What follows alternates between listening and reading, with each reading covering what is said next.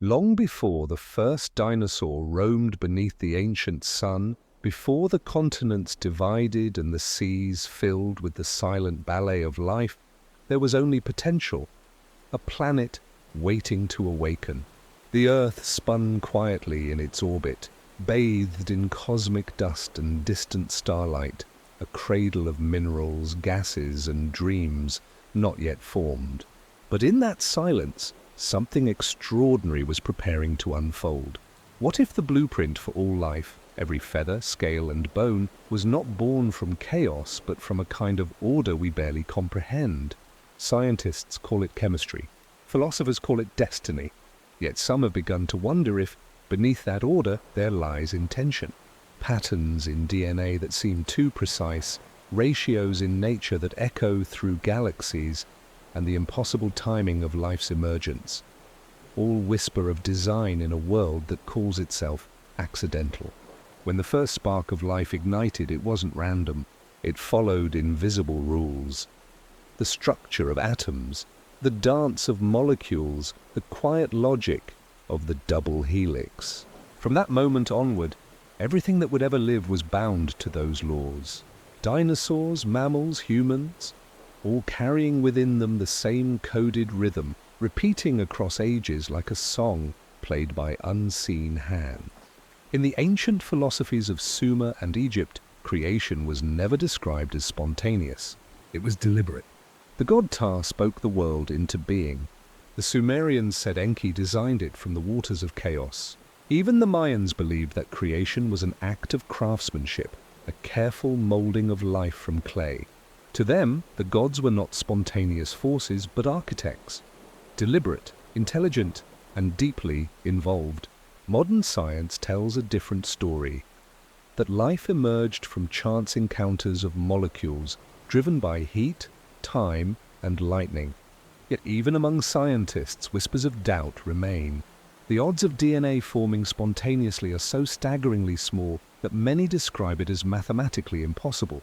The biochemist Francis Crick, co-discoverer of DNA's structure, once proposed that life might have been deliberately seeded here by an ancient intelligence, a concept now known as directed panspermia. It's a theory that transforms everything.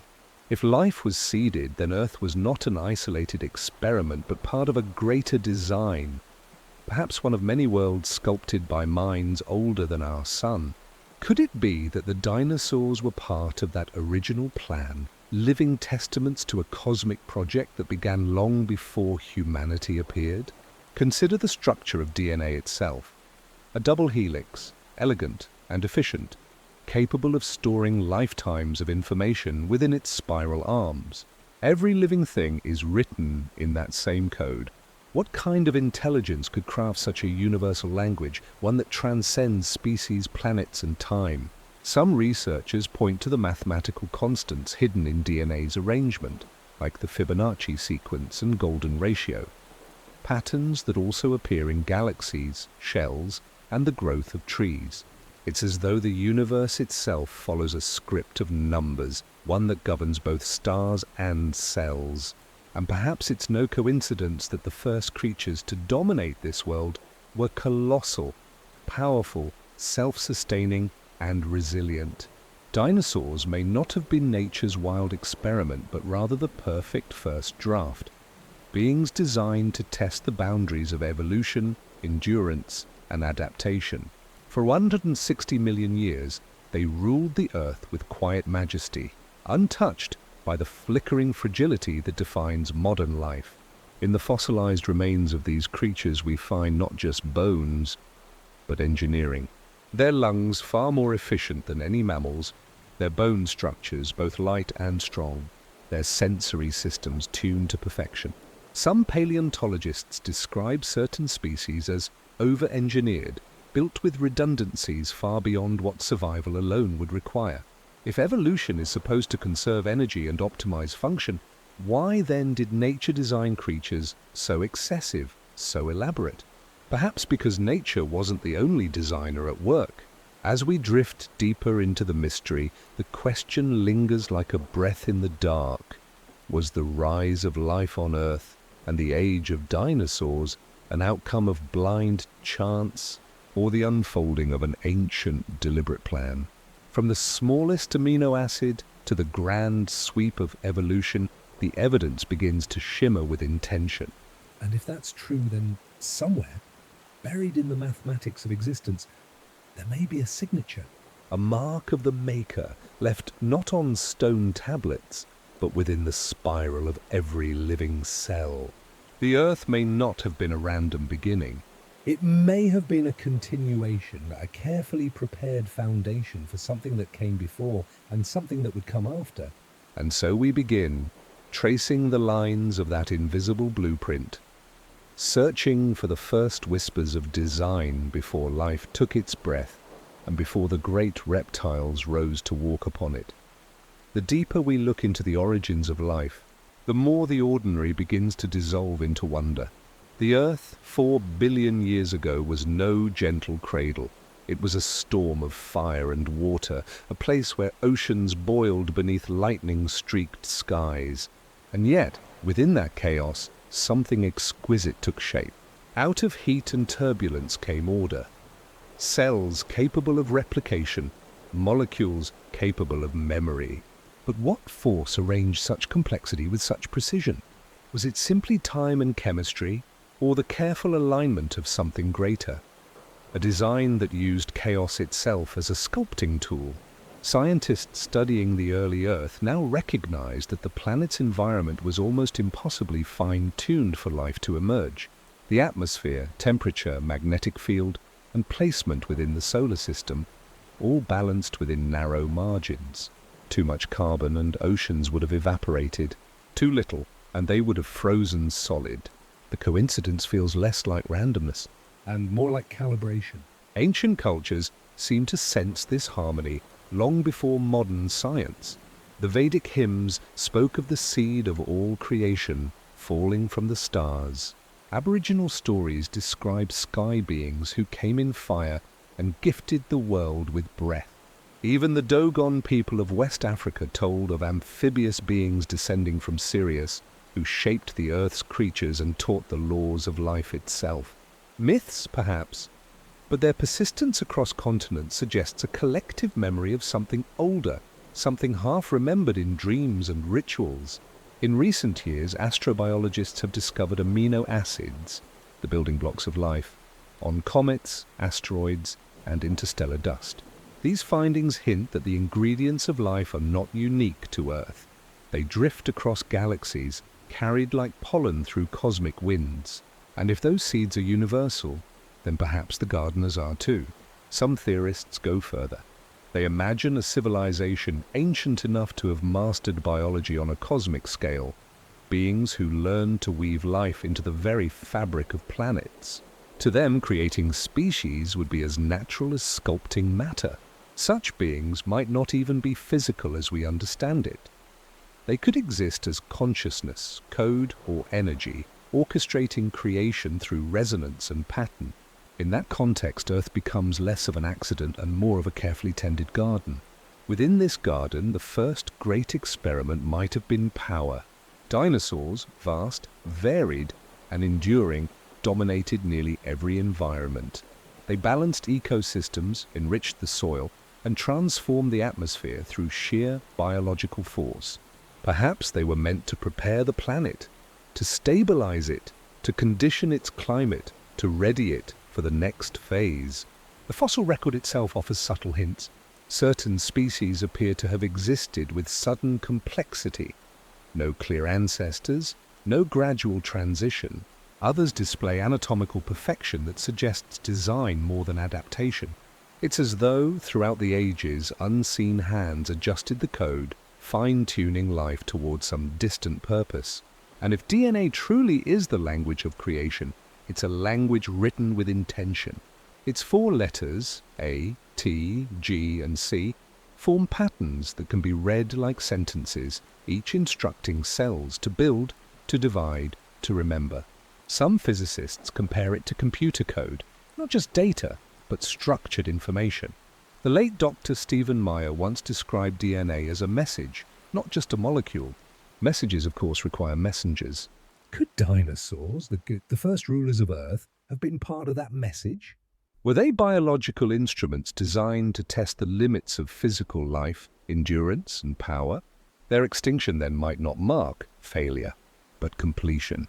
Once their purpose was fulfilled, the world was wiped clean, reset, and prepared for something new. It's a haunting thought, that each great age of life may be a chapter in a cosmic book, each extinction merely the turning of a page. Even within human DNA, scientists have found junk sequences, long strands of code with no known function. But what if they are not junk at all? What if they are dormant instructions, the remnants of that original blueprint? Some geneticists have noted repeating patterns that defy known evolutionary pathways, as though fragments of an earlier design still linger, waiting for something to awaken them. As we drift toward the close of this chapter, we return to the question that opened it. What if the story of life didn't begin here? What if the Earth was chosen, not born, but for life?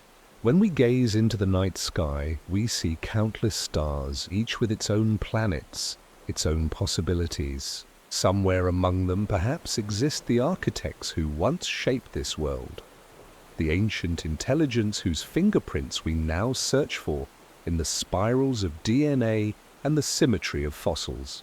Perhaps they no longer intervene. Perhaps they simply watch, patient, silent, waiting for the next alignment in their grand design. And maybe in the rise and fall of species, from the towering dinosaurs to humankind, we are witnessing the slow unfolding of that same cosmic blueprint, a design so vast that even extinction becomes an act of creation.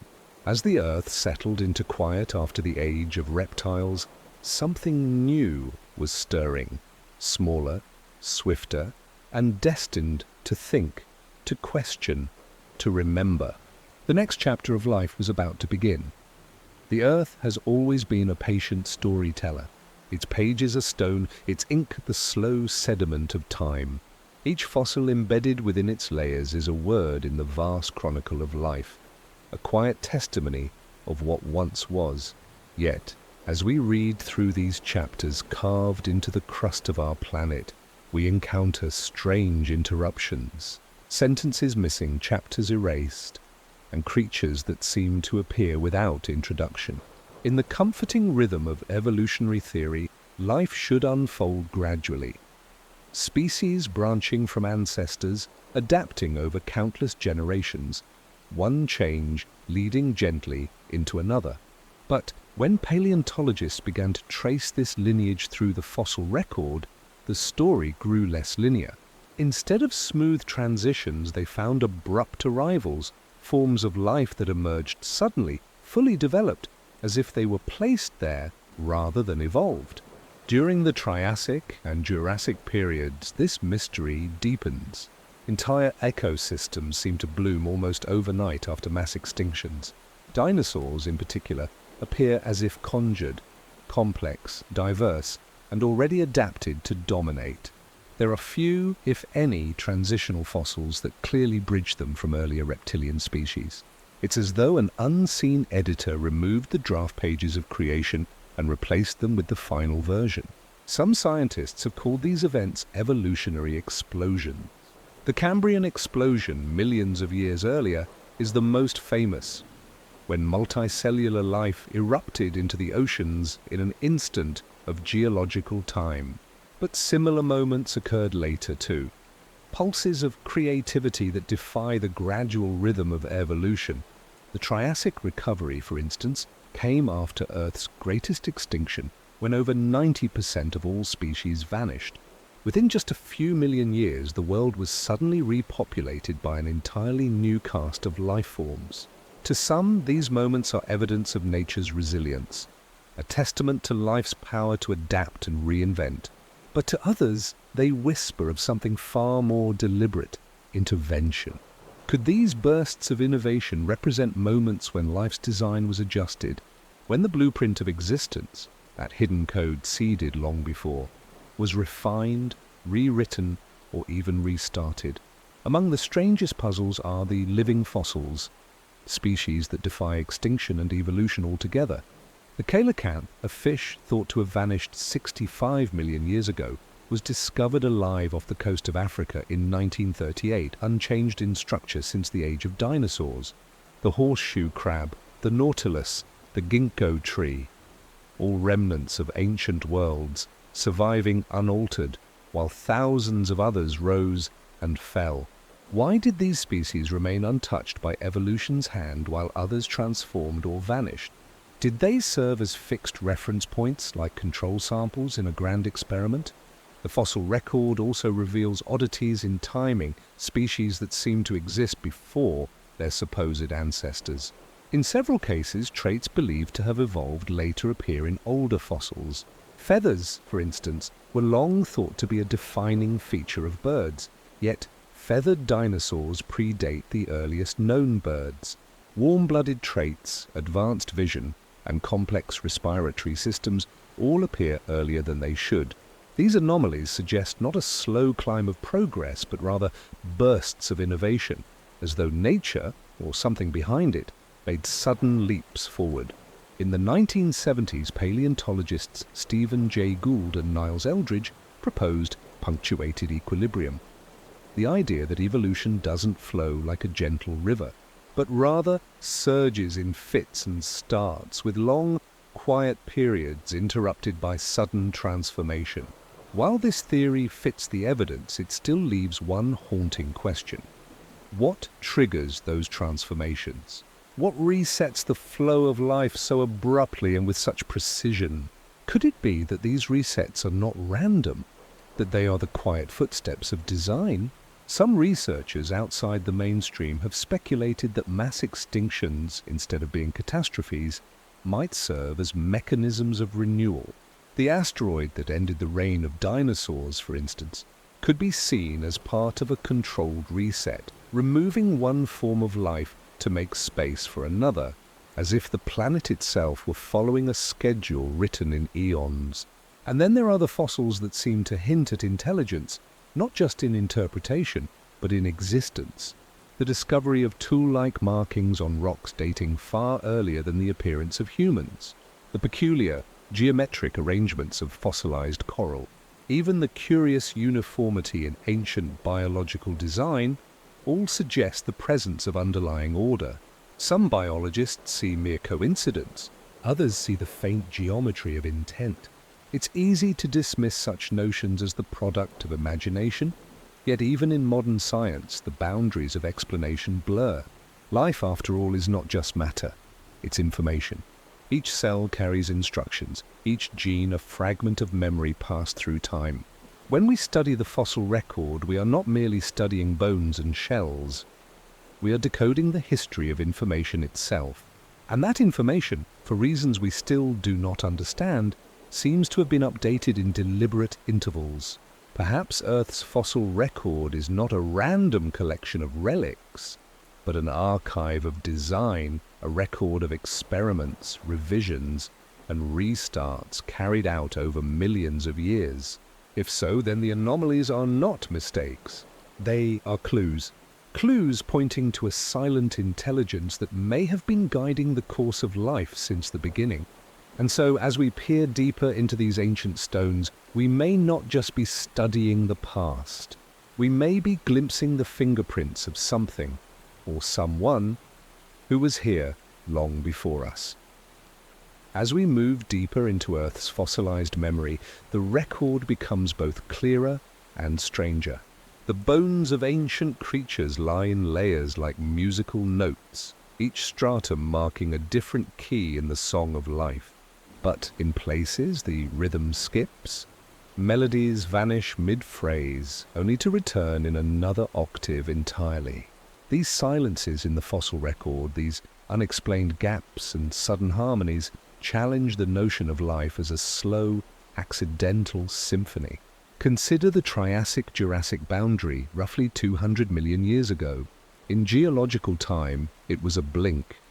Yet within that blink, half of all marine species disappeared, and the age of dinosaurs began. The Earth, it seems, pressed reset. Entire ecosystems collapsed, But from that collapse, something astonishing rose. The first true dinosaurs appeared not as primitive experiments, but as perfected designs: powerful lungs, upright postures, efficient metabolisms. It was as if evolution skipped the rehearsal and went straight to the performance. The same pattern repeated throughout history. After each cataclysm, each great dying, new forms of life emerged not as fragments of survivors, but as if imported from elsewhere. Mammals after the dinosaurs. Flowering plants after the early ferns. Even the emergence of humans follows that rhythm, abrupt, refined, and timed with near-perfect precision. Evolution's clock ticks steadily, yet its hands move in unpredictable leaps. For decades, scientists have tried to fill these gaps. They search tirelessly for transitional fossils, missing links that might bridge the chasms of biology. Some have been found, exquisite glimpses of evolution in motion, yet the larger picture remains disjointed. Why do so many species appear already complete? Why do certain forms vanish without leaving a trace of gradual change? Even with modern paleontology's advances, these questions remain unanswered, lingering like echoes in stone. Some theorists have begun to ask a different question. Not why are the links missing, but what if there were never links to begin with? What if the emergence of complex species was not an unbroken chain, but a series of insertions? Life rewritten at intervals, each iteration refining the planet's design. In this view, evolution still occurs, but within boundaries, guided by a force that adjusts the rules rather than abandoning them. Imagine for a moment Earth as a living laboratory. Each age becomes a phase of experimentation. The Cambrian explosion, a test of diversity. The reign of reptiles anchored a test of endurance and environmental stability. The age of mammals, a test of intelligence and adaptability. In every phase, species rise to dominance, transform the planet, and then yield to the next design. Could the fossil record in all its missing pieces be the evidence of these experiments, the moments when the experimenters intervened, modified, or began anew? There are two fossilized moments that defy logic entirely. In the sandstone of Utah and Nevada, geologists have uncovered what appear to be fossilized footprints, not of dinosaurs, but of humanoid shapes, embedded in rock dated at over 100 million years old. Most are dismissed as natural formations, illusions of erosion and chance. Yet they persist, scattered across continents, haunting in their suggestion that something human-like may have walked the earth before humans existed. In Russia's Ural Mountains, metal coils were discovered in sediment layers over 100,000 years old. In Africa, spheres of perfectly balanced grooves were found in pre-Cambrian rock, billions of years older than human civilization. These artifacts, often called out-of-place objects, are controversial, dismissed by science but embraced by those who sense a deeper story. Are they evidence of an ancient intelligence? Perhaps even the same one that may have shaped life itself? Or are they simply geological quirks, coincidences that our pattern-seeking minds interpret as meaning? Regardless of interpretation, the message remains the same. The record of life on Earth is not smooth. It is broken, edited, revised. Something, or some force, has been pressing upon it, guiding its direction, resetting its path. In this light, even extinction takes on a new meaning. What if these cataclysms, asteroids, volcanic winters, ice ages, were not accidents, but mechanisms, a cleansing between drafts, a necessary silence between movements in the grand composition of life? The fossil records, anomalies then, become signatures of that process. Evidence not of imperfection, but of revision. And perhaps that revision is ongoing. Some biologists believe we are living through another rapid transformation, a subtle rewriting of nature beneath our awareness. Climate shifts, mutations, adaptations, all accelerating as if the Earth is preparing for yet another leap. If the same intelligence that once guided dinosaurs' rise and fall still watches over this planet, we may once again stand at the edge of renewal. The fossils, The patterns, the mysterious absences, all of it leads us to a humbling possibility that life on Earth has never truly been alone. That from the first cell to the last species there has been a quiet hand, shaping, adjusting, and preparing. When we close our eyes and imagine the prehistoric world, we picture bones and silence.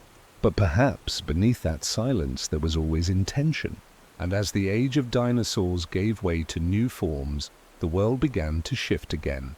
The next chapter, in this hidden design, would emerge. Creatures of even greater purpose, carrying the echoes of the past within their DNA. The blueprint was not yet finished. It was only evolving. Before the dawn truly broke on the Mesozoic era, the world had already begun its quiet transformation. The air was thick and heavy with oxygen, the trees grew to impossible heights, and the Earth's crust groaned as continents drifted, splitting what once was whole. From this restless, breathing planet emerged creatures of unimaginable scale, beings so vast and powerful that even time itself seemed to bend around them. The age of giants had begun. But why giants? Why such an obsession with size, strength, and spectacle in the natural order? If evolution were merely a process of survival, why would it sculpt beings hundreds of times larger than any predator or prey that followed them? Some scientists explain it as the outcome of atmospheric abundance, higher oxygen, dense vegetation, and a warmer climate, allowing bodies to grow massive. Yet others, peering into the subtler language of nature, suspect there may be more at play, something deliberate, something designed. The fossil record reveals not just creatures of power, but of specialization. Some dinosaurs bore plates and ridges that served no obvious defense, shimmering crests that may have vibrated with sound or light. The hadrosaurs, for instance, with their hollow crests, may have resonated like natural instruments, producing deep, haunting calls that echoed across primordial forests. The stegosaur's dorsal plates might have pulsed with color, shifting like a living signal. These were not merely beasts of survival. They were statements, expressions of an ecosystem tuned to precision, as if each creature was an essential note in a larger planetary symphony. If we look closer, a strange rhythm emerges. The giants did not simply dominate, they shaped. The thunderous steps of sauropods churned the soil, aerating it for future forests.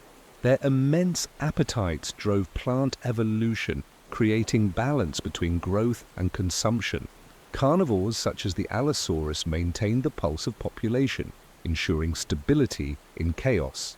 On the surface, this appears natural, but zoom out far enough, and one might see design, a living mechanism, perfectly balanced, preparing the planet for something that would come long after their extinction. What if these creatures were not random? What if they were the Earth's early engineers, programmed through genetic instruction by a hand unseen, their actions part of a grand calibration of the planet's biosphere? Some theorists have whispered this question in quiet corners of thought, that perhaps the dinosaurs' monumental bodies acted as biological conductors, redistributing magnetic energy, stabilizing gravity, or even subtly influencing atmospheric resonance. After all, life is energy in motion. Every beating heart, every lungful of air, every electrical pulse within a living brain contributes to a planet's greater field. And what greater field than that of Earth itself? A living orb of frequencies, harmonics, and balance. In this view, the dinosaurs were not merely life forms, but instruments, vast living transmitters of biological energy. Imagine for a moment the low-frequency hum of the sauropods, their massive bodies resonating with the Earth's Schumann frequencies, the natural electromagnetic heartbeat of the planet. Their migrations, in sync with tectonic patterns, could have distributed minerals, stabilized regions, and balanced the early biosphere. This idea, though speculative, carries a poetic symmetry, that these titans did not walk the earth merely upon it, but with it, in harmony, not opposition. But if there was purpose, then whose purpose was it? Were they self-organizing expressions of Earth's will? Gaia's own early experiment in equilibrium? Or were they part of something greater still? A design that originated far beyond our skies. Ancient myths from across the world speak of great beasts born from the heavens. In Sumerian texts, the Anunnaki fashioned beings to cultivate the land before humankind. In Mesoamerican carvings, serpent gods are shown entwined around globes or spheres, as if shaping worlds. Could these tales, passed through the veils of time, be dim memories of a truth our ancestors once intuited? That creation itself is guided by an ancient intelligence? The dinosaurs' reign lasted more than 160 million years, a span so immense it defies human comprehension. For comparison, the entire age of human civilization occupies less than 0.1% of that time. Yet, during that age of giants, the Earth was quietly being prepared. Its carbon balanced, its oxygen enriched, its ecosystems stabilized. When they fell, the planet was ready. It is almost as if their purpose had been fulfilled. When the asteroids struck, bringing their chapter to a fiery close, it was as though the great project had reached its completion. The giants were erased, but their work endured. Their bones became the soil's memory. Their atmospheric gift allowed smaller, more adaptable beings to thrive, and the Earth began to pulse with a new rhythm, one that would, in time, give rise to us. But did their end truly come by chance? Or was the cataclysm that ended their reign a scheduled reset, a turning of the page by that same guiding intelligence? The fossil record may hold clues. Across strata, evidence of iridium, an element rare on Earth but common in asteroids, suggests an impact. Yet alongside that evidence lie other anomalies, magnetic reversals, volcanic spikes, and unexplained biological pauses. As if multiple forces converged, working in concert. If the dinosaurs were designed for purpose, perhaps their extinction was too. The extinction of the dinosaurs at first glance appears sudden, a cosmic accident that reset the board of life. But when studied more closely, it unfolds less like an accident and more like a meticulously timed transition. The Earth, for all its chaos, rarely acts without rhythm. Each mass extinction, each renewal seems to follow a silent pattern, a kind of celestial pulse guiding the rise and fall of species.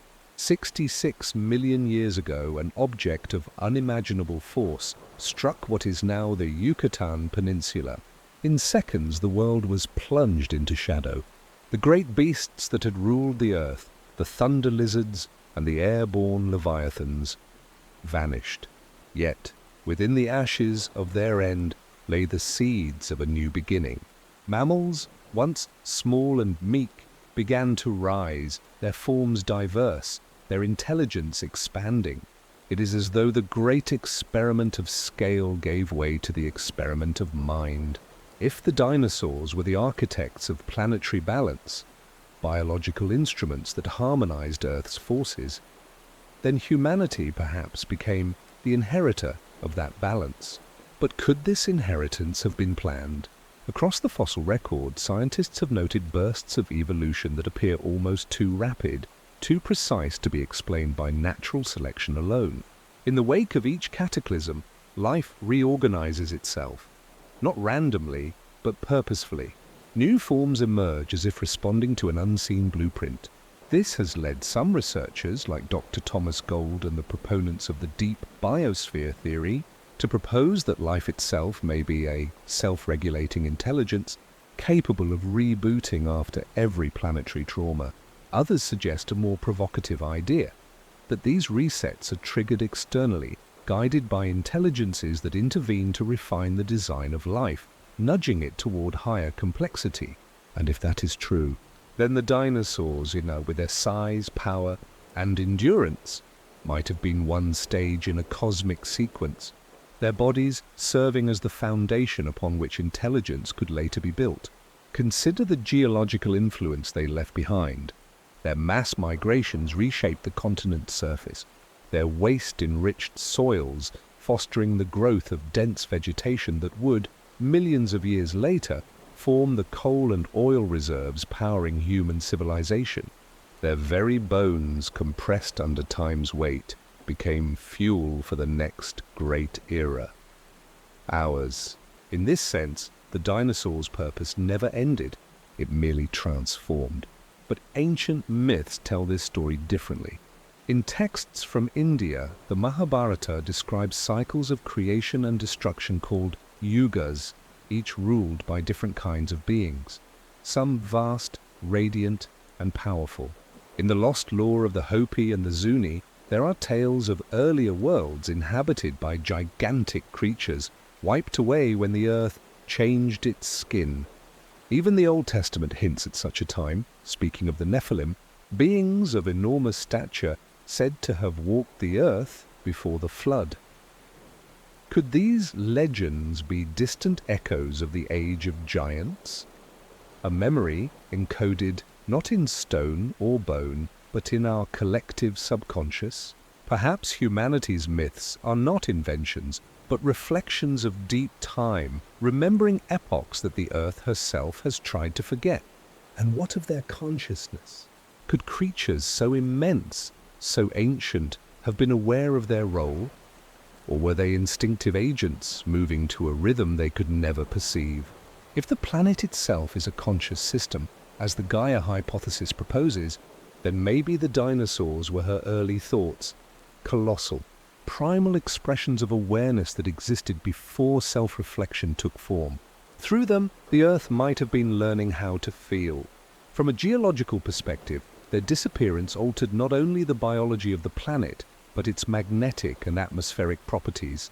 The mass decay and release of carbon, the rebalancing of oxygen, and the redistribution of energy through the biosphere all played roles in stabilizing a world ready for intelligent life.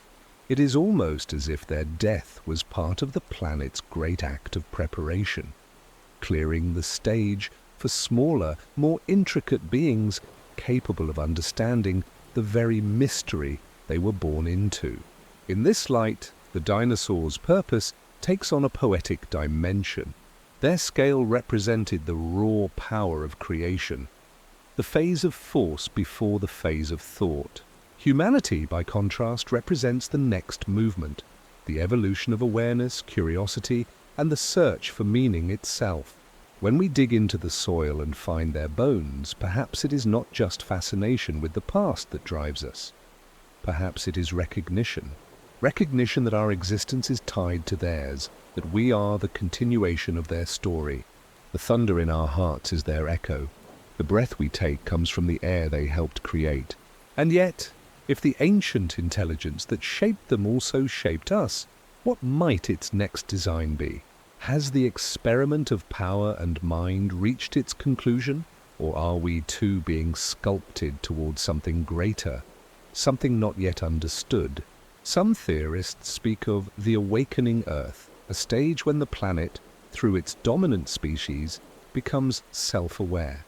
In this view, humanity is not separate from the Earth, but its voice, the first conscious whisper of a living world remembering itself.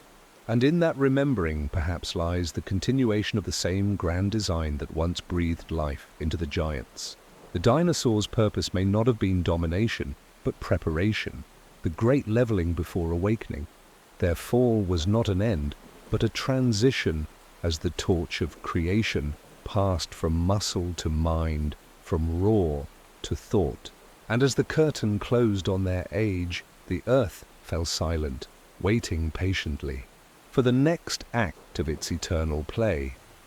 Before written history, before stone temples rose or languages took shape, there were stories, whispered around fires, carved into rock, painted on cave walls.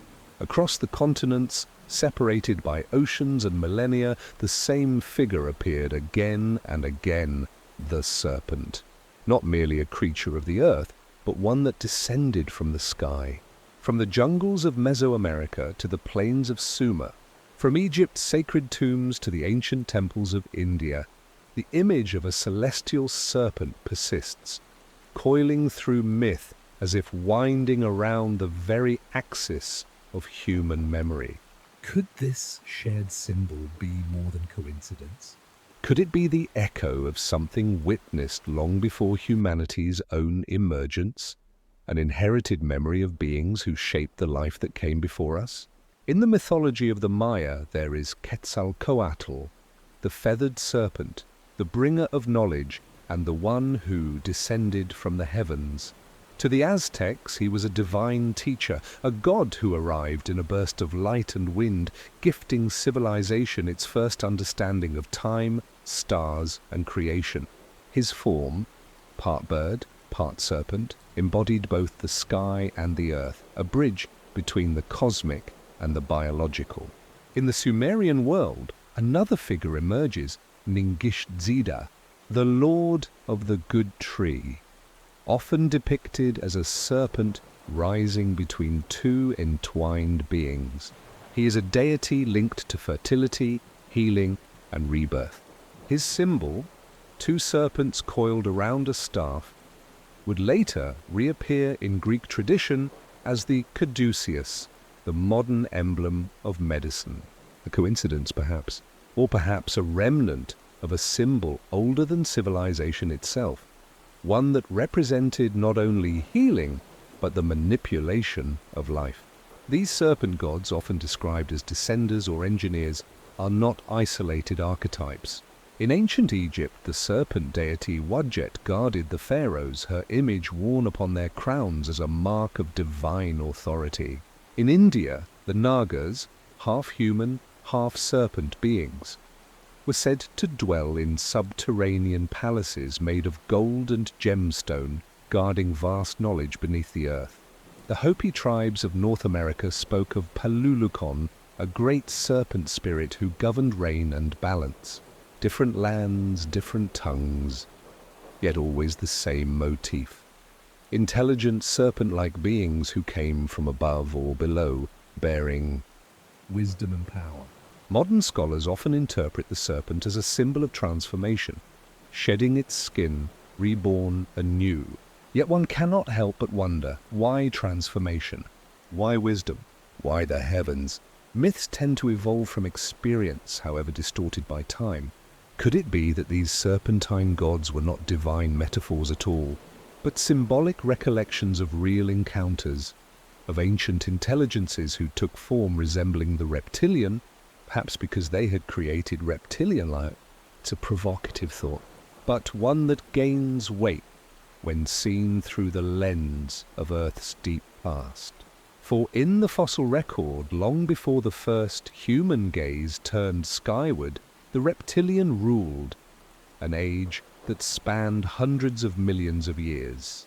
The dominance of these scaled creatures was not random.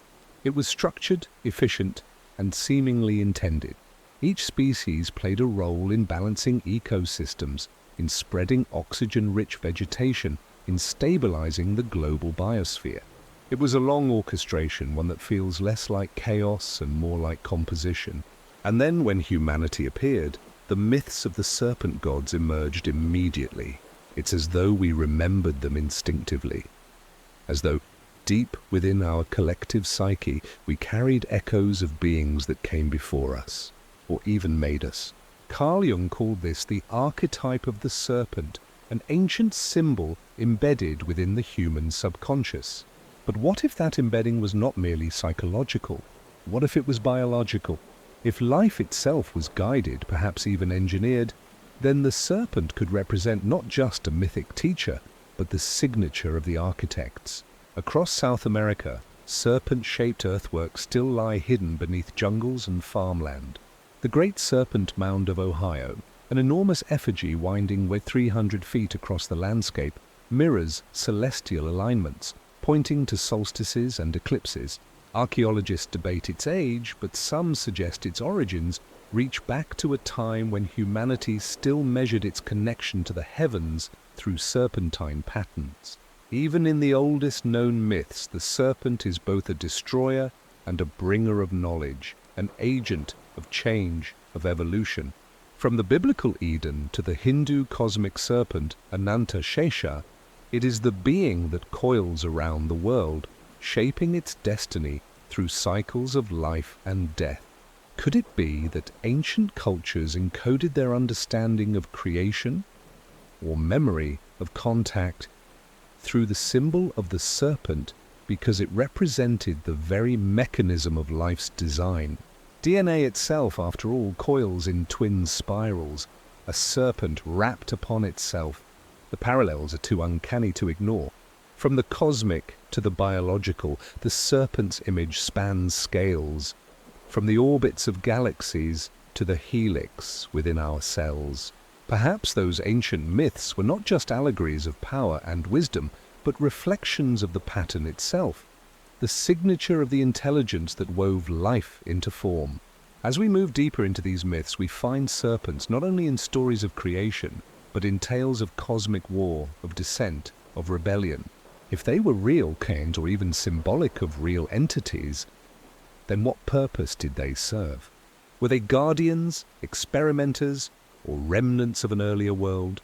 The next part of this chapter dives further into that question, into the serpent gods as potential architects of life itself, and the strange alignments between mythic timelines and geological eras that suggest memory far older than mankind. The serpent gods were merely myth. Their memory should have faded with time. Yet, across civilizations separated by oceans and ages, their image persisted, slithering through the tapestry of human consciousness like a living thread. This endurance suggests something more than imagination. It hints at inheritance, a recollection too deep to erase. In Sumerian myth, Ningish-Zida was said to guard the gates of the underworld, his serpentine form both feared and revered. In the temple tablets, he is depicted entwined with dragons, standing beside Enki, the god of creation and wisdom. The inscriptions speak of those who came from the stars to shape life below. It is here that the line between god and engineer blurs. These were not spirits of the imagination, but beings described with startling precision, shining, scaled, radiant like molten bronze, descending upon the winds of fire. Thousands of years and half a world away, the Maya carved similar figures into their pyramids. Quetzalcoatl, the feathered serpent, is said to have arrived in a raft of serpents, or, as later translations render it, a vessel of light. He brought knowledge of astronomy, mathematics, and architecture, then promised to return after his cycle of the sun. The myth speaks not of a metaphorical descent, but of a literal visitation, a teacher who came from above. In Egypt, the god Atum was said to have emerged from the primeval waters in the form of a serpent, the first being self-created and eternal. He coiled upon himself, dividing into male and female, light and darkness, order and chaos. The serpent was not evil here. It was creation itself, the spiral from which all form unfolded. If these myths arose independently, why do they share the same imagery, the same skyward origin, the same reverence for the serpent as the harbinger of knowledge and transformation? Some researchers suggest a shared origin, a memory that predates civilization, carried forward through oral tradition, or perhaps through something deeper, written into the very code of life. Consider this. The double helix of DNA resembles two serpents entwined, spiraling endlessly around an invisible axis. The very shape that defines life mirrors the oldest symbol of wisdom and creation known to humanity. Coincidence or design? To the Dogon people of Mali, this connection was no mystery. They tell of the Nomo, amphibious, serpent-like beings who descended from the sky in a roaring vessel and taught the first people the secrets of creation, the stars, and the waters. These myths were dismissed as folklore until anthropologists discovered that the Dogon possessed advanced astronomical knowledge, specifically about the star Sirius and its invisible companion, Sirius B, long before modern telescopes confirmed it. How could they have known? If the serpent gods were teachers, could they also have been the architects of the reptilian era itself? The notion is not as outlandish as it seems. Some biologists and theorists of panspermia suggest that life on Earth may have been seeded, distributed by intelligent civilizations across the galaxy. This theory, known as directed panspermia, proposes that DNA or its precursors were deliberately placed on fertile worlds. If so, then the reptilian dominance of Earth, spanning nearly 200 million years, might represent the reptilian phase of an experiment in planetary evolution. A phase orchestrated, monitored, and eventually concluded when its purpose was fulfilled. In ancient Sanskrit texts, the Nagas are described as those who dwell beneath the earth and rule from the waters. They possessed great knowledge and technology, capable of manipulating weather and maintaining balance between worlds. Some modern interpretations connect these myths to the idea of subterranean civilizations, perhaps remnants of those early intelligences that retreated below the surface when their time above had passed. Even today, stories persist of scaled beings seen in deep caverns, of serpent-like shapes in ancient petroglyphs, of dragon lines or ley lines that pulse with magnetic energy across the earth. To some, these are remnants of a forgotten science, energy grids once harnessed by the architects of old. And then there is the serpent's association with rebirth. Each time it sheds its skin, it is renewed, an echo of the Earth's own cycles of destruction and recreation. The dinosaurs, too, lived and perished within such a cycle. Their rise and extinction may have been part of the serpent's greater story, an age designed to balance the planet's systems before life advanced to its next stage. Humanity's emergence, then, might not be a new act, but the continuation of that ancient plan. Perhaps that is why the serpent has never left our stories. It lives on in our symbols, in our sciences, even in our fears. From the serpent in Eden offering knowledge to humanity, to the Ouroboros devouring its own tail in eternal rebirth, it remains a reminder of something vast, something coiled within time itself. Maybe the serpent gods were not gods at all, but the messengers of an ancient intelligence, the same that sculpted the reptilian giants of prehistory, encoded wisdom into our myths and left us searching for meaning in their patterns. Their legacy may not lie in the stars or the stones, but within us, in the helix that carries the memory of creation itself. As the myths whisper, they will one day return. Perhaps not as scaled beings in shining vessels, but as understanding, the realization that the architects we have sought were never gone, only waiting for us to awaken to their design. And so, as night folds over the earth and we gaze once more at the constellations that guided our ancestors, we might feel a quiet truth that the serpents of the sky, the dragons of the deep, and the DNA within our veins are all reflections of the same mystery, a cosmic intelligence, forever shedding its skin, forever beginning anew.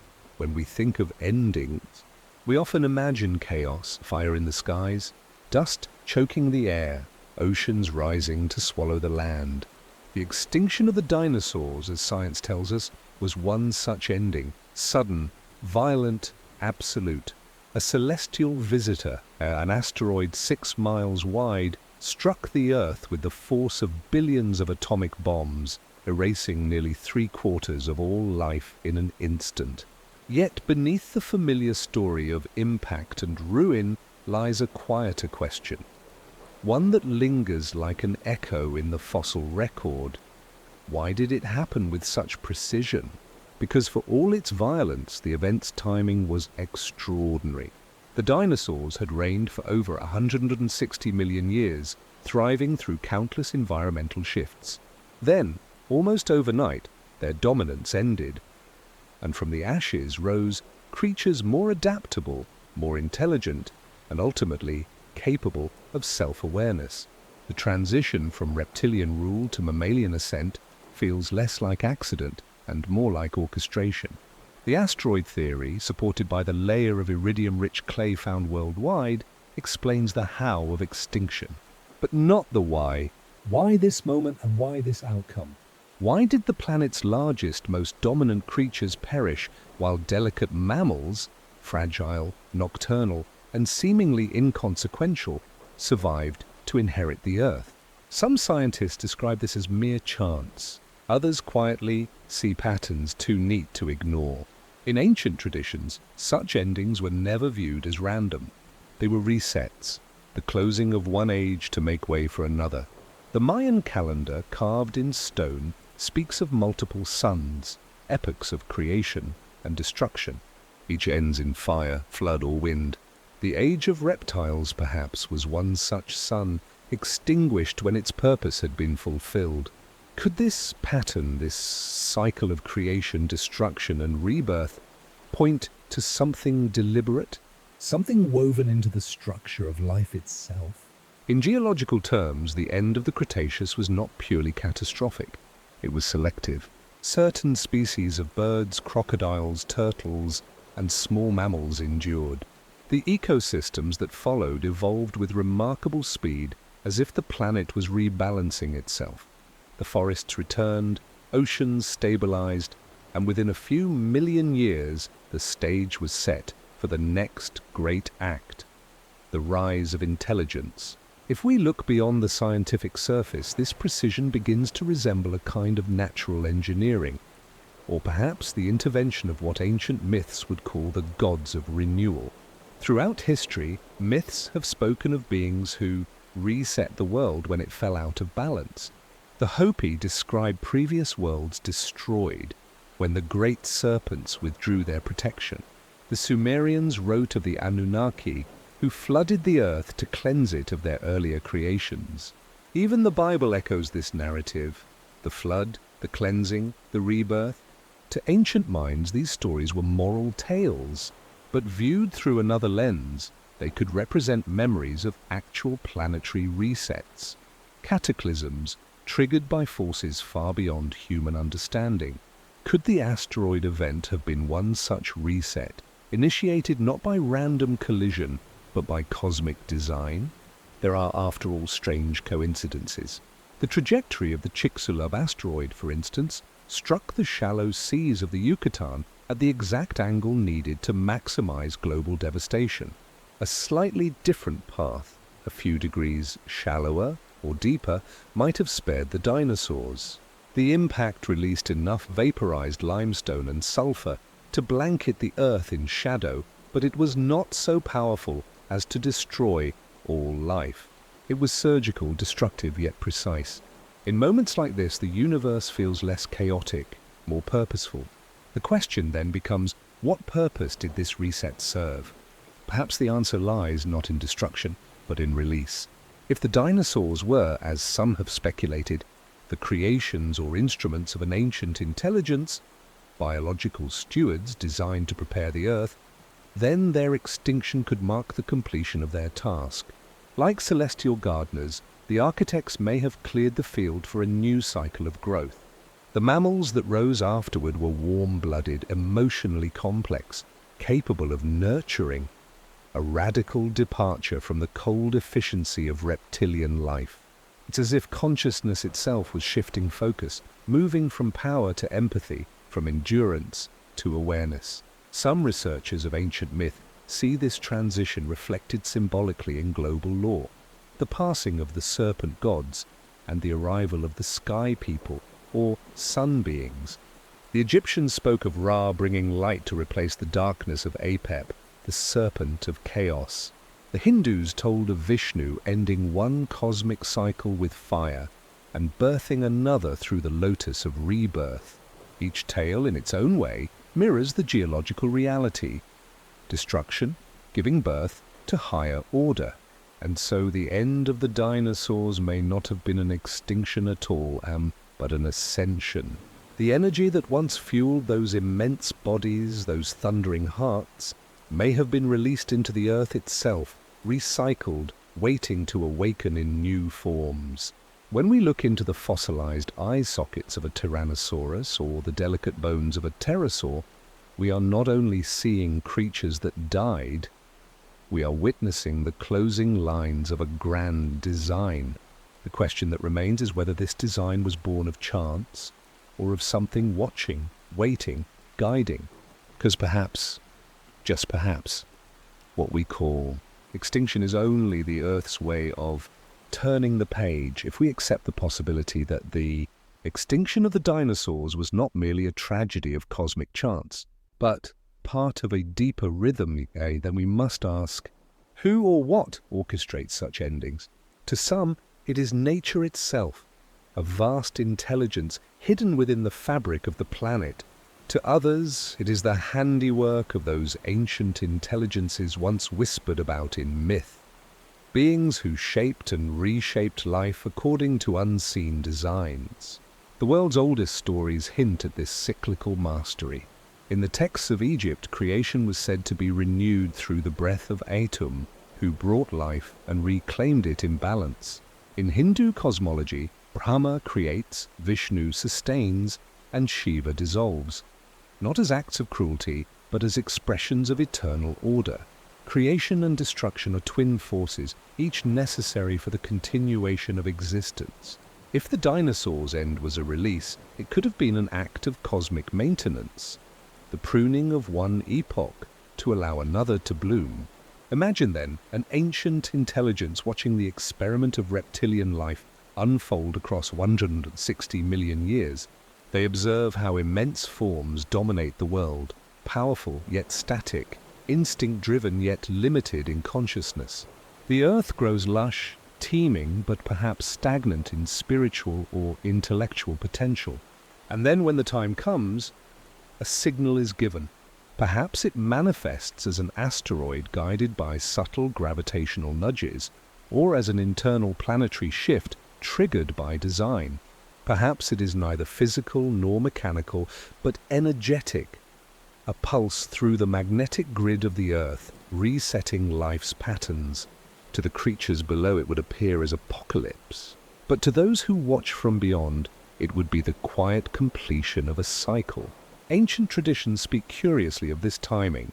The Maya believed each world ends when the gods withdraw the breath of life. The Aboriginal Dreamtime stories tell of great serpents retreating into the underworld when the balance of the world was fulfilled. The echoes are everywhere, not of destruction, but of departure. In this view, the asteroid was not a weapon, it was a key, a trigger that unlocked the next chapter of evolution. And what followed bears the signature of intention. The mammals that survived were small, warm-blooded and flexible, able to adapt, to nurture, to learn. They carried inside them the seeds of empathy, memory, and imagination. In a few short epochs, they became sentient beings capable of asking questions. Beings like us, who now look back and wonder why. If life were an experiment, this would be the moment it changed hands. From the reign of the reptile to the age of the mind. Some modern thinkers even entertain the idea that intelligence itself evolves through these resets, as if consciousness is refining its vessel. First, it manifested through instinct and survival, then through emotion and curiosity, and one day perhaps through wisdom and unity. In that sense, the so-called extinction of the dinosaurs could be viewed not as annihilation, but graduation. And what of the mythic serpent gods, Quetzalcoatl, Ningishzida, or Enki, who, according to legend, descended to teach and then vanished into the sky? Perhaps they were never destroyed at all, but simply departed once their work was done, like teachers leaving the classroom when their students are ready. Even today, subtle reminders of their age remain: the scales of a lizard, the eyes of a crocodile, the sinewy grace of a snake, echoes of a time when the earth was shaped by beings who moved through both heaven and soil, and when power was measured not in intellect, but in presence. The fossils left behind, the bones, the teeth, the petrified forests, are not just records of life lost, but symbols of transformation. They mark the boundary between eras, a geological scar where old creation yielded to new. And so as we gaze into the deep time of our planet, we begin to see a pattern of deliberate beauty. Ages of stone and fire, reptile and mammal, darkness and awakening, all unfolding in rhythm like breath. Perhaps then these so-called mass extinctions are not calamities, but cosmic breaths, the exhale that clears the old to make space for the new. What if, somewhere beyond our comprehension, that same intelligence, or the one that shaped the first reptile and called forth the asteroid, still watches, still guides, still waits, waiting for the moment when humanity too completes its cycle and is ready to release? When we sleep beneath the stars, beneath the same heavens that once rained fire upon the earth, we are dreaming inside that same rhythm, the heartbeat of creation and destruction still pulsing beneath our feet. And perhaps one day, long after us, another form of life will rise from our dust, wondering, as we do now, whether their beginning was our end, and whether the hand that guided them once shaped the dinosaurs too, because in the grand silence of time there are no true endings. Only resets. Only releases. The story of life, when traced through the quiet corridors of DNA, feels less like a straight line and more like an echo, a song reverberating across ages. Though the dinosaurs may have vanished into myth, the rhythm of their existence still pulses through the veins of modern creatures. In the flutter of a sparrow's wings, in the watchful eye of a reptile basking in the sun, even in the architecture of our own cells, the echoes of an ancient age still whisper. We begin not in a museum, but within the nucleus of life itself, a spiraling helix that holds the memory of creation. DNA is often called a code, but perhaps it is more accurate to call it a message, one written billions of years ago and still being read, line by every living thing on Earth. When scientists first began mapping genomes, they expected a clean separation between humans, reptiles, and birds. What they found instead blurred every boundary. The modern bird, long thought to be far removed from its prehistoric ancestors, turned out to be a living descendant, not of some vague reptile, but of the dinosaurs themselves. The bones of a robin and the fossilized skeleton of a velociraptor share uncanny similarities. The hollow bones, the wishbone, the structure of the feet and hips. But it's within the genes where the truth truly sings. Molecular biologists discovered that certain proteins responsible for feathers, respiratory systems, and even vocalization in birds are directly inherited from theropod dinosaurs, as if the ancient architects of life left a signature there, impossible to erase. Every living bird is a quiet survivor of the Cretaceous world. Their song, their flight, even their gaze carry the faintest whisper of thunderous ancestors. But the resonance does not end with them. In 2014, a team of geneticists studying embryonic development found something astonishing. Within the early stages of chicken embryos lie dormant instructions, silent codes that could, if triggered, form teeth and tails reminiscent of ancient reptiles. Those genetic remnants are inactive, locked away, but they are there, preserved like fossils, written in molecular ink. It is as though nature never truly forgets her first designs. She merely folds them away, waiting for the right moment, or the right observer, to rediscover them. And what if these genetic remnants are more than accidents of evolution? What if they are the deliberate fingerprints of a cosmic engineer? A being or force that encoded not just adaptation, but memory itself within the genome. If life were truly random, the precision of DNA's architecture would defy probability.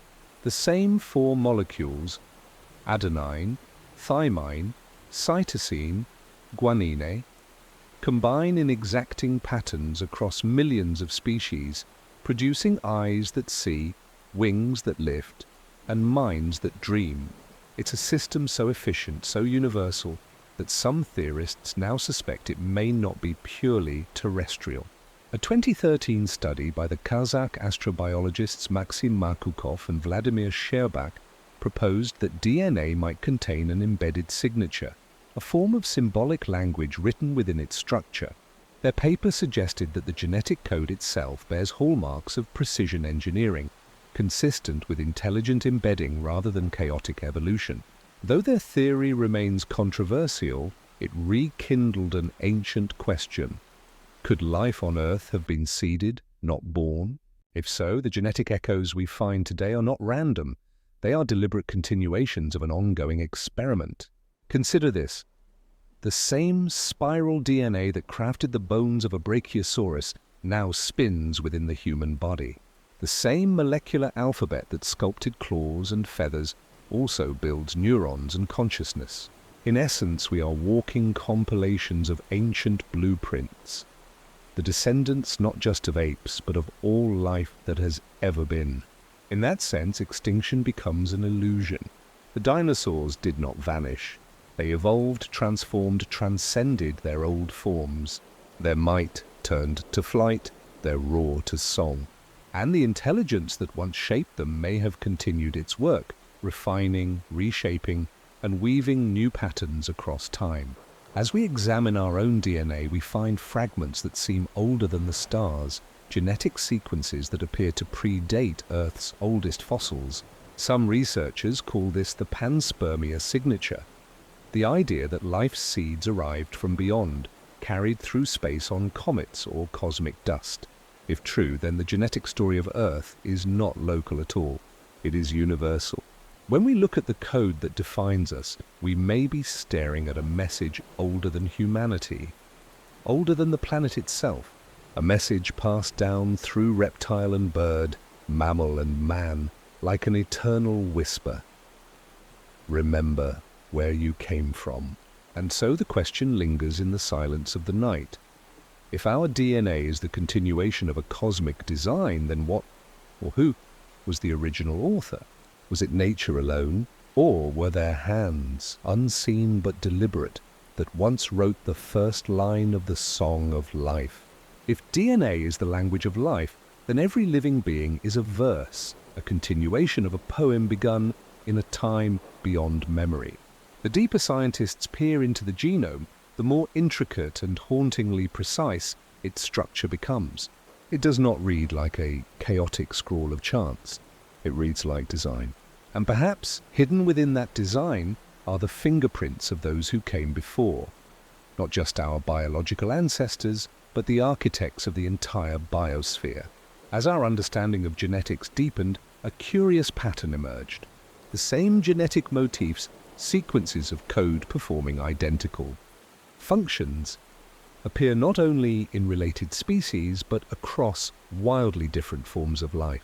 Plants, fungi, reptiles, and humans share genes so similar that they seem to belong to a single, deliberate template.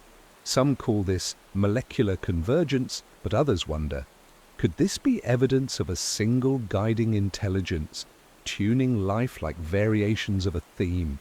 Imagine the genome as an ancient musical instrument. Across epochs, the melody shifts, sometimes thunderous, sometimes soft. Yet the underlying harmony remains. The dinosaurs' deep, resonant notes of power, the bird's delicate soprano of flight, humanity's slow, reflective hum of consciousness. Each movement feels purposeful, as though orchestrated to unfold across millions of years towards something, perhaps understanding itself. And now through modern science, that melody is being replayed. When geneticists first mapped the human genome in 2003, they were stunned to discover that over 98% of it was non-coding, segments of DNA that do not directly build proteins or determine physical traits. For decades, this was dismissed as junk DNA. Yet as our tools grew sharper, scientists began to find that this so-called junk was anything but meaningless. It acts as a vast regulatory network, controlling when genes activate, how they express, and even how they respond to environmental changes. Some researchers describe it as a genetic operating system, one capable of adaptation, prediction, and self-correction. If life truly evolved through random mutation, why would such complex regulatory code exist, unused for millions of years, yet perfectly conserved across species? Unless perhaps it was designed to wait, a dormant library of blueprints available for future life to access as it evolves. In this context, humanity may not represent the beginning of something new, but rather the continuation of something very old, a reawakening of intelligence that was always encoded within the DNA of Earth. The philosopher Teilhard de Chardin once wrote that evolution is not a mechanical process, but a spiritual one, the universe becoming conscious of itself. If his intuition holds truth, then our very awareness, our ability to question, to imagine, to seek meaning, is part of that unfolding design. We are not separate from the ancient forces that shaped the dinosaurs. We are their inheritors, their continuation in a new form. There is a quiet poetry in this thought, that somewhere within the molecular memory of our being lies the strength of the giants that once ruled the world. That when we dream of soaring creatures or primal jungles, we are recalling not just imagination, but ancestral memory written into the deep code of life. And yet, the mystery deepens. Some ancient traditions, such as those of India and Mesoamerica, spoke of cycles, great resets in which life was wiped clean and reborn anew. Each cycle, they said, carried forward the essence of the one before, refining it toward higher awareness. Could DNA itself be the vessel through which these cosmic cycles manifest? A self-preserving mechanism that endures catastrophe, carrying the seed of the next age within it? Consider the meteor that ended the age of the dinosaurs. Life did not truly die, it transformed. Within the ashes of that cataclysm, the genetic lineage that would one day give rise to birds, and eventually to us, persisted. It is almost as if extinction was part of the plan, a cleansing fire to reset the experiment and prepare the stage for what would follow. Today, as we unravel the code of our own existence, we stand at a threshold eerily similar to that ancient transition. Humanity now possesses the power to edit its own genome, to sculpt life as it sees fit. Through technologies like CRISPR, we can alter DNA, erase disease, and even design new traits. In a poetic twist, we have become the very ancient intelligence we once speculated about, shaping the future of Earth's creatures as others may have once shaped ours. Could it be that intelligence is not a product of evolution, but its very goal, that the universe designs through us as much as we design through it? Perhaps the so-called serpent gods and cosmic architects were not outsiders, but reflections of what we ourselves would become. Builders of DNA, custodians of creation, each generation of life carrying forward the echo of those who came before. In the quiet hours of the night when all is still, it is humbling to imagine that every heartbeat, every breath, is a continuation of a song older than Earth itself. That within our cells lies the history of the stars and the future of all that will ever live. And so as we stand gazing into the double helix, we are not merely decoding a molecule, we are listening to the echo of ancient design, to the whisper of those who once dreamed life into being, and to the faint but undeniable rhythm of eternity repeating itself through flesh, feather, and thought. The dinosaurs may have fallen, but their essence remains, alive, evolving, and remembering within us. And as the night deepens, the question returns, soft and eternal. If the architects of life wrote their legacy into our DNA, what might they be waiting for us to become next? The story of the dinosaurs ends in silence, a deep, almost sacred hush that fell across the earth when the thunderous footsteps ceased. Yet within that silence, something lingered. Not just fossils or bones, but memory. Faint, ancient, echoing through myth, through ruins, through dreams. If the world was once shaped by an ancient intelligence, the question is not only what they created, but why they left. And more haunting still, did they ever truly leave at all? As the dust of the great extinction settled, the earth turned over its chapter. Life began again, tender and cautious, as if remembering lessons from a forgotten teacher. The oceans stirred with new beginnings, forests spread once more, and the remnants of old blueprints quietly shaped the rise of mammals, of consciousness, of humanity. It is here, in this vast span between endings and beginnings, that myths begin to whisper. From the ruins of Sumer to the temples of Mesoamerica, stories emerge of beings who descended from the stars: the Anunnaki, the serpent gods, the feathered ones, and the Watchers. They came, the legends say, to teach, to shape, and then to vanish. What if these stories are not inventions, but memories distorted by time, encoded in culture, and passed down through generations like ancient dreams half remembered? The ancient Sumerians spoke of Enki and Enlil, gods who manipulated the clay of life. In Mesoamerica, Quetzalcoatl was said to breathe wisdom into humankind, a bringer of balance and renewal. In Egypt, Thoth and the builders of Zep-Tepi, the first time, were said to have brought knowledge from a vanished era, long before human civilization began. Each tale points to an earlier presence, a pattern of creation, departure, and return. Perhaps, after the fall of the dinosaurs, the architects of life withdrew not out of defeat, but purpose. Perhaps their silence was the next step in the experiment, to let evolution take its own course, to see if intelligence could arise organically from the seeds they had sown. If so, then the myths of gods descending from the heavens could be their way of revisiting their own creation, returning not as rulers, but as observers, guiding in whispers rather than thunder. When archaeologists uncovered the ruins of Göbekli Tepe in modern-day Turkey, a temple complex predating Stonehenge by thousands of years, they found something puzzling. The site was built with astonishing sophistication, its pillars carved with animals long,